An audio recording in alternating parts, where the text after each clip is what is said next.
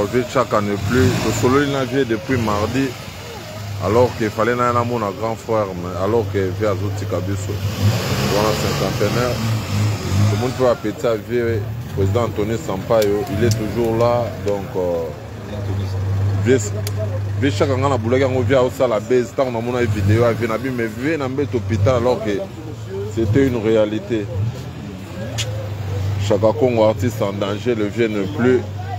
L'artiste Sampaio, quand même, Zawana. Parmi les rares artistes au Baye, un jour il y a décès à chaque Congo, c'est la reconnaissance. Sampaio, donc descendant valable de Kim. Dans l'hôpital, dans la morgue. Aux pensées, quels sont les souvenirs regardant ça?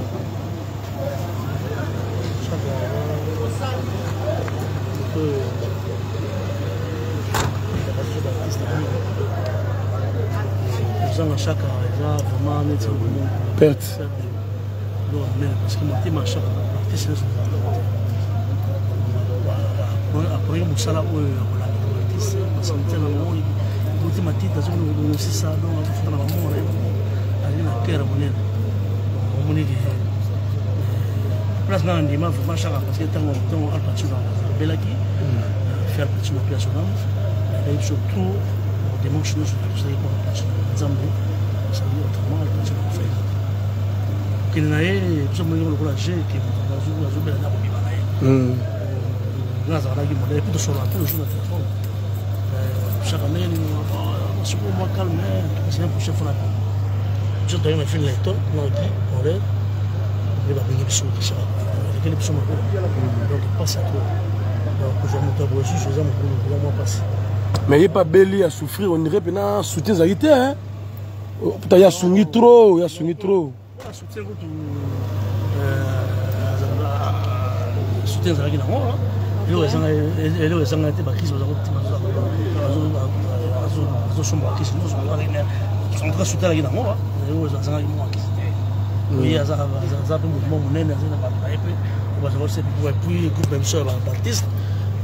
il peut être censé bon pour aller les zangaté ça caméra par exemple ça voilà mais mudo rôle va plein ming parce que o yazaki na ye gimolet il me doit bien trop timoler parce que pas que c'est une raison ba ta pote nous balar pas gimolet il me tagi bien rôle va bien. Merci.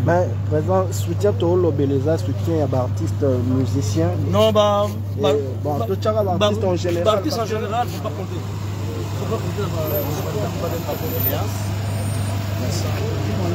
Yo ozaki na ba dernier moment oyo chaque Congo a soupiré ba dernier souffle na ye yebisa biso chaque Congo ozo kantina likamnini et puis surtout chaque Congo a tiré le message ni parce que yo zaki na ba dernier moment bon chaque Congo les autres causes ba dernier moment contre jour lumière. Attends à Lubumbashi, attends à la ligne de téléphone pour la mission. Mais il faut tomber que tant que abani ma malade on a la zalaki. La zalaki, moi écoute à Otikaye qui est Otikaye. La zalaki l'hôpital n'a presque journée les gâtés pour la zalawana. On a pu me zalaki chargé à pour récolter moi quelque chose au bâti seigneur sur la mission. Presque artiste seigneur sur une qui comme à Congo. Attends moi quelque chose bâti va bon tina ba poto. Ba d'autres pour ils sont raillés santé ils sont anormal. Là tant que tu bien tes jours à Liboso, avant un andako, hier moi avant un andako, tu bien la 22h à démarrer moto.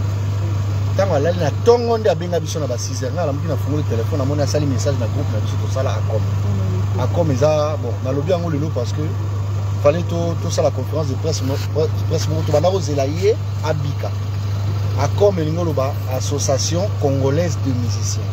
Donc créé pour permettre tout va nous la makambo ces années de musique va ministère pour tout la parce que il micro ils allaient découvrir le temps d'aller le temps mais tout ça sur le comment ils allaient plus mais Tchara Congo atiki ne malobate atiki malobate atiki malobate le vraiment ngai le journal le na yete parce que tout ça na projet moko tout ça la 10 ans qui est maintenant na Lubumbashi to ina demande sur la Sampaio lobby to soli na ye alobi na ngaki yo le ko yate tika vimba ki Socrate musique aya na binga na sa démarche né na kindaki na sa démarche tokabwani lobi aso balanga ali na senti pe ma bien siko na comment respirer bien parce que c'est un problème pour moi na senti siko bien tant ayaki na hôpital bakanga ki na bakayu na poumon na ba vidéo musu na sala na téléphone na pe bon bao bazwaki ne yemo ka zoluba ba mega ko boma bakayu wana mais maladie kota ki déjà depuis kala abanda ko landela ngo vraiment les médecins na si bo interview médecin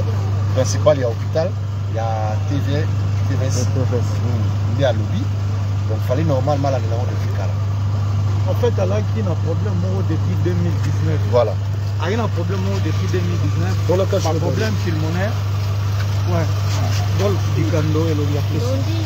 Donc, elle a un problème pulmonaire. Oh, ça dit que tuberculose fait, il y a poumon, ils ont donc maladie négligée quoi. Donc, maladie négligée pendant temps et délai. Et maintenant, ça l'a fait mal. Voilà, tant qu'il y a des gens qui déjà mourants.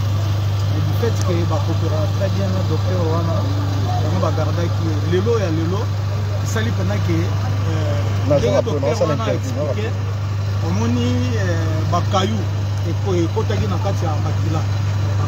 Bakayou Kotagi na kati ya Makila, ils ont plus de 7 000, plus de 10 000. Baboma qui déjà 7 000 et ça lui dit que l'élo et c'est dégénéré. Tout le docteur Wana na mon a eu $550 parce que va faire l'examen. Donc ça dit que na siko que ce moment c'est dit à ndenga expliquer masse mo rebotaki na kati ya na sa poumon ao. Sur masse ngo et mataka et kitaka. Donc et mataki siko et kitili soute c'est ainsi à sali arrêt cardiaque. Voilà donc ça comme le film même pour là ambulance toujours mon attend nous ça dans la carte. Le temps va passer la formalité na mort. Donc na mort. Bon, tout ça là qui est fort parce que le document est salamagi pe déjà. Place nyonso to beta bon mona inde ba artiste ba sali pour na otanga ba communauté ba artiste presque nyonso to zaki vraiment ya côté le moment qui a retrouvé santé na ye. Asbel na ye artiste en danger pe ndenge zalaka ameka ide ko koma lettre moko ekoti na ba bureau pas évacué. On a comment une esprit tellement tous années chaque jour l'hôpital MC. Yo étant au kobi maka ok libanda. Tout ça la télé au monde soki ba konzambo ka bazo en charge, ba bi mission qui a fait décider ki ba traiter yo na bala de bien. Et ça la magi déjà mais Nzambe a décidé autrement. Ngala écoute tozo yo kana lobby, le vendredi to yo kani jeudi. Abina ngai yo le samedi ko yate pe mano mo ki ozo tambola to na okelo na bité yo nde ko liaka. So na hôpital mais mutazo lia bien maka yo to yo kani abima mercredi de mardi. On sait bien qu'on vient maintenant notre mercredi, comme ça, on va préparer, pas bon, ça n'a pas sur l'anda pour bien aider sur ces raisons. Mais le mercredi, tout ça qui est mission Mokonayo. Oui, oui. Question très bien, Azoganga, oui, oui. Azoganga, Azoganga, vieux Zano Bombengaye, Aïgo Talaye, Alubinaye, ça l'effort, Zongue la santé, Naina au Cook, ça nous entend en mois prochain.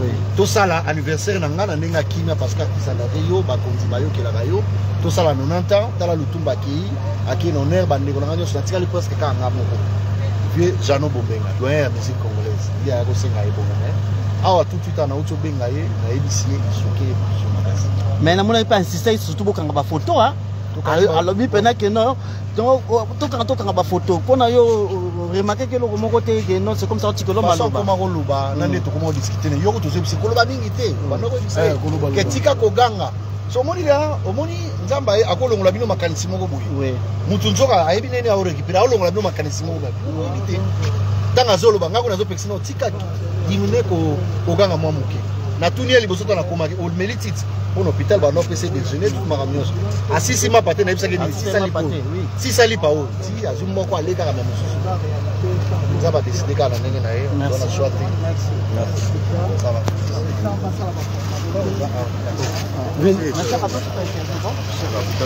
Ah.